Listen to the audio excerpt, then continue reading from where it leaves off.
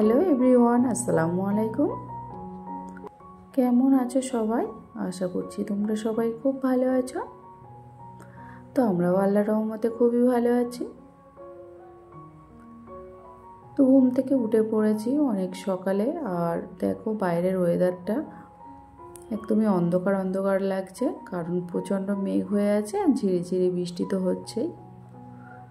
দুদিন আগে কিন্তু বেশ গরম ছিল, হঠাৎ করে আজ কাল থেকে আবার বৃষ্টি শুরু হয়ে গেছে।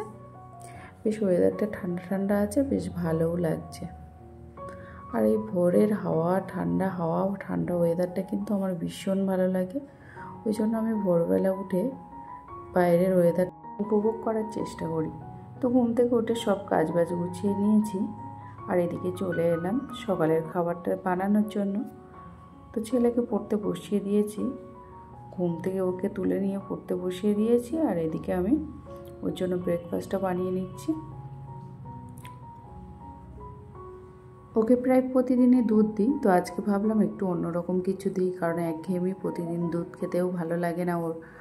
ওই জন্য ভাবলাম আজকে একটু ডিম টোস্ট করে দিই ব্রেড দিয়ে, তাহলে ওর খেতে ভালো লাগবে। ওই জন্য আজকে একটু আমরাও বানিয়ে নিয়েছি ডিম টোস্ট, মানে সবাই আজকে এই ব্রেকফাস্টটাই খাবো।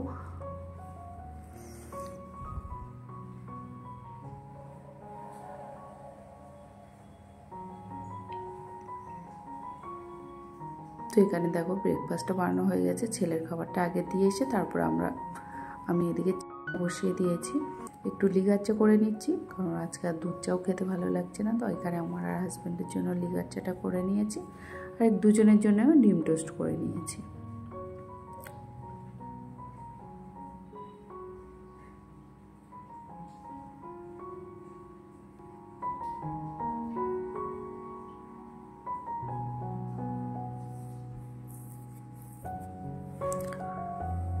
সকালে উঠে চাটা না খেলে যেন দিনটা ঠিক শুরু করা যায় না। আমার তো একটু লিগার চা খেতে ভালোই লাগে সকালবেলা, বিশেষ করে এখন একটু ঠান্ডা ঠান্ডা ওয়েদার। দুদিন আগে প্রচণ্ড গরম ছিল, তখন না একদমই চা খাওয়া যেত না, মানে এতটাই গরম, চা খেতে ভালো লাগতো না। তো যাই হোক, ব্রেকফাস্টটা কমপ্লিট করে, আর এখানে ফ্রিজে একটু মাংস ছিল সেগুলো বার করে দিয়েছি। আর এদিকে হাজব্যান্ড দেখো বাজার থেকে কতগুলো সবজি নিয়ে চলে এসেছেন। আমি ওনাকে বলে দিয়েছি একটু অল্প করে নিয়ে আসতে, কিন্তু উনি এক গাদা সবজি এনে হাজির করেছেন। মানে যেদিন আমি যেটা বারণ করব সেদিন উনি তার উল্টোটাই করবেন।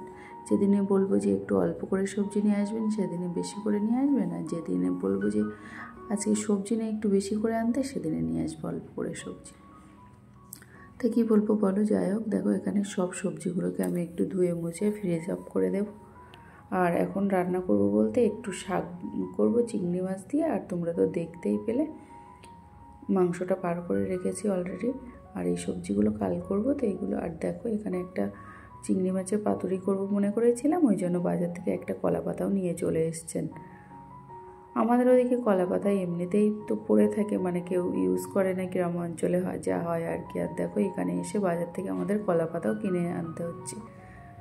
তো কী করা যাবে, পরিস্থিতি যেখানে যেমন পরিস্থিতি সেখানে তো তেমনই মানিয়ে গুছিয়ে চলতে হবে, তাই না?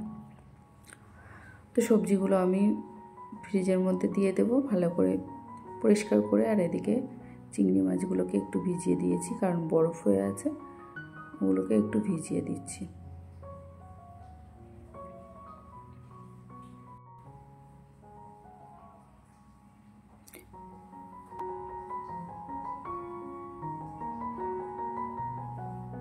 তো এখানে রান্নাটা বসিয়ে দিয়েছি, আর ভাতটা হয়ে গেছে, আর এখানে মাংসটা হচ্ছে দেখো।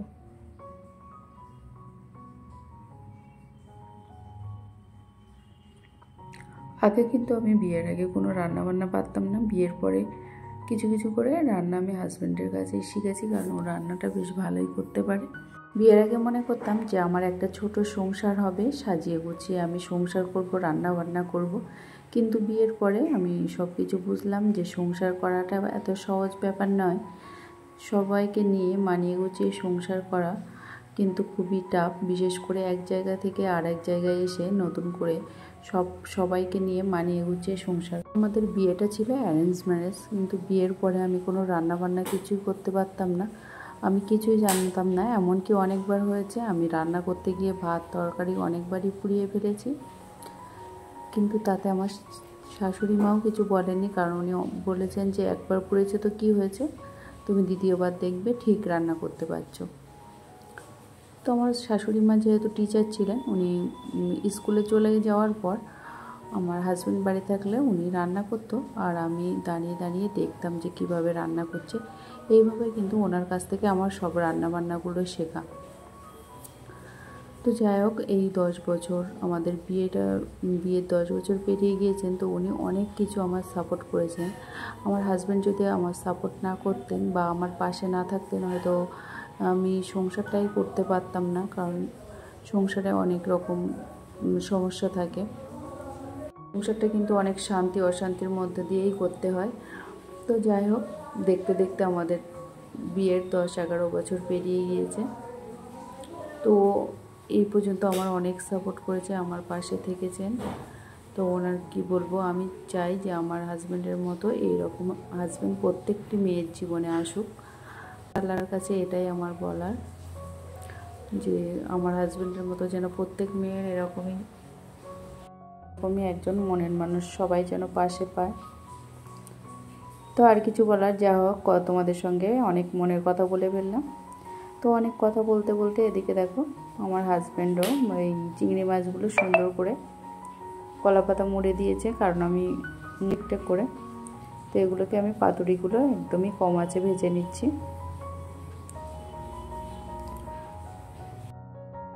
তো পাতুরিটা ভাজা হয়ে গেলে মোটামুটি এখানে রান্না বান্না কমপ্লিট হয়ে যাবে।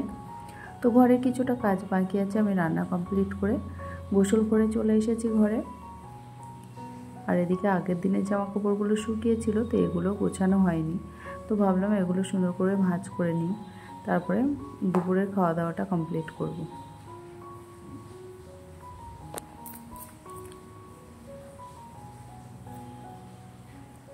ভেবেছিলাম ছেলের এক্সাম হয়ে গেলে বাড়ি চলে যাব, কিন্তু এত পরিমাণ বৃষ্টি হচ্ছে যে আমরা বাড়িতেও যেতে পারছি না। আর শ্বশুরমশাই ওদিকে একা আছে, খুবই সমস্যার মধ্যে আমরা আছি। এত বৃষ্টি হচ্ছে যে আজ 2 দিনই ভাবছি যে বাড়িতে যাব, কিন্তু কোনো মতেই আমরা বাড়িতে যেতে পারছি না। তো যারাও এখন পর্যন্ত আমার ভিডিওটি দেখেছো সকলকে অনেক অনেক ধন্যবাদ। আর তোমরা যারা আমার পাশে থাকছো, আমাকে সাপোর্ট করছো, সেই সমস্ত আপুদের তো অনেক অনেক ধন্যবাদ। আর যারা এখনও পর্যন্ত আমার চ্যানেলটি সাবস্ক্রাইব করে রাখোনি, তারা অবশ্যই আমার চ্যানেলটি সাবস্ক্রাইব করে রাখবে, আমি যেন তোমাদের কাছে ভালো ভালো ভিডিও পৌঁছাতে পারি।